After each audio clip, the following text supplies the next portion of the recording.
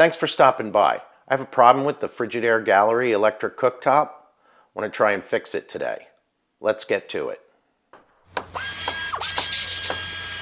The problem that I'm having with this Frigidaire Gallery electric range is with this burner right here.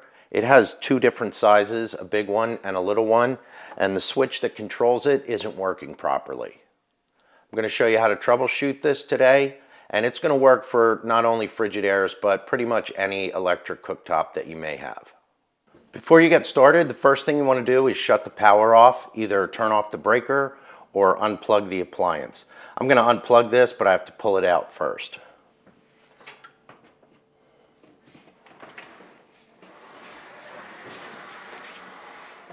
The problem that I'm having with the burner is that it only works with the switch in certain positions. So 10 times out of 9, that means the switch is bad.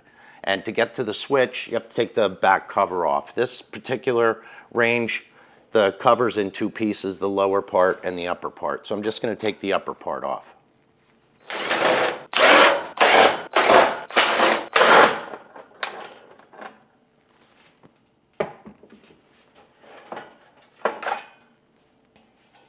This switch right here is the one I'm having problems with, and before I start disconnecting anything, I'm going to take a picture of it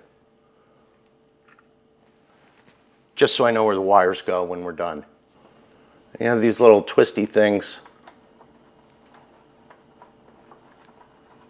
You can take off if you need to.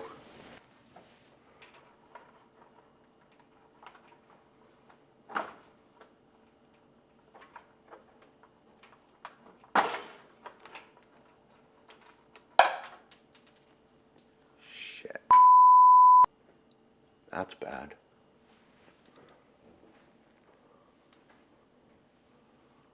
All right, and to take the switch out all the way, pull the knob off, and there's two screws in the front.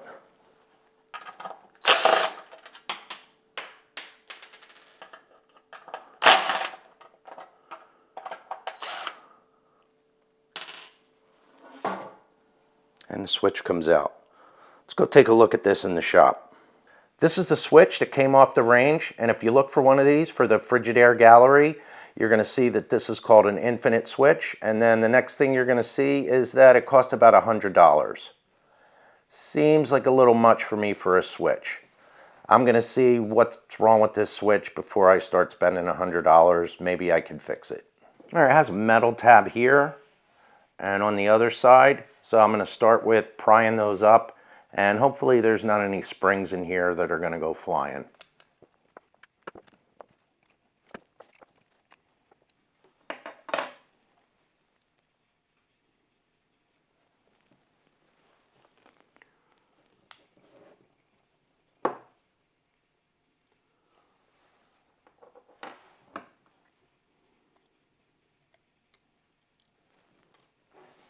All right, there was a tiny little spring behind the shaft, but not a lot of pressure there, so nothing went flying.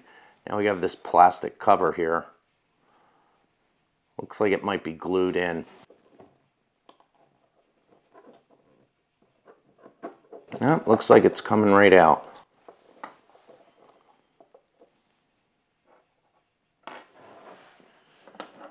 All right, there we are. There's our infinite switch.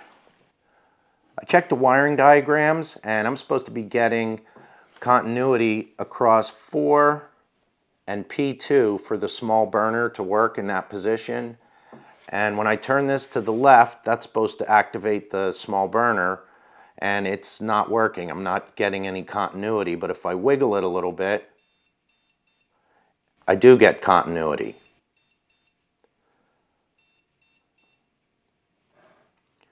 So it's definitely the switch that's the problem. If you look down in here, you can see some discoloration of the plastic where the contacts have burned. So I'm going to pull this little metal piece out and this little metal piece out and clean up those contacts. I'm going to start with just pulling the center shaft out. It should come out.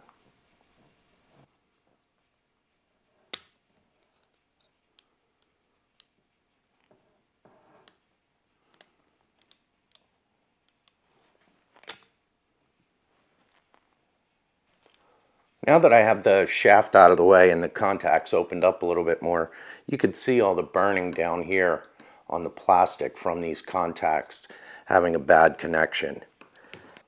I'm going to try and remove this terminal, but it's seated into this plastic pretty well.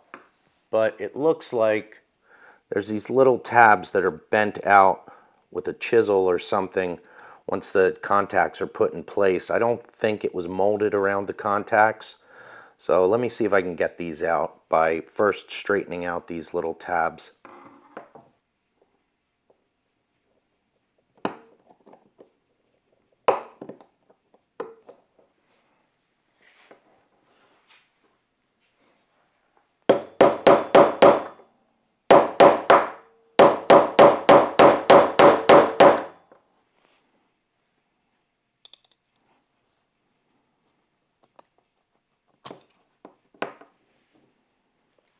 Now that I have it out, you can see much better how burnt they are. And you can probably also see a little bit better how these terminals are held in place. There's this little part here on either side that's bent out. Don't know if I'm going to be able to get that back in properly, but we'll see. All that needs to happen with these terminals is they need to be cleaned up a little bit. This one on the other side where these terminals contact has 2 points where I need to get it out. I think I'm just going to clean those up while it's in place, but this one I'll clean up while it's out. A little needle file like this is the perfect tool to clean these up. And you just need to take it across there a little bit, get rid of the soot. You don't have to do a whole lot.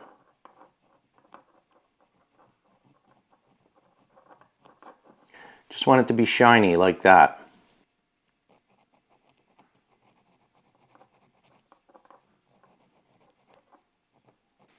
And I'm just going to do the same thing on the contacts inside, just without taking it out.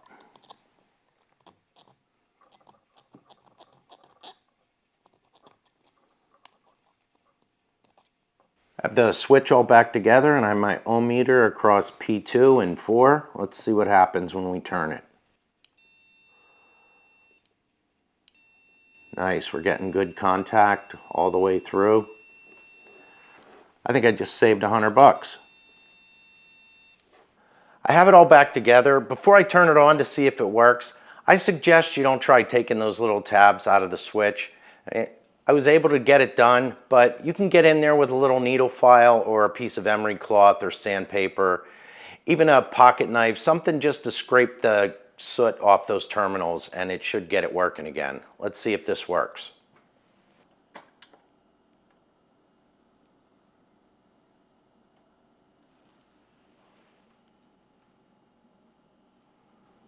And there it is. I'm getting heat right in the center part. Wasn't working before. Glad it's good to go. I'll put a link in the description down below where you can get the switch if you're having a problem with this oven or another oven that has dual elements like this. The switches are going to be pretty much all the same. Thanks for watching.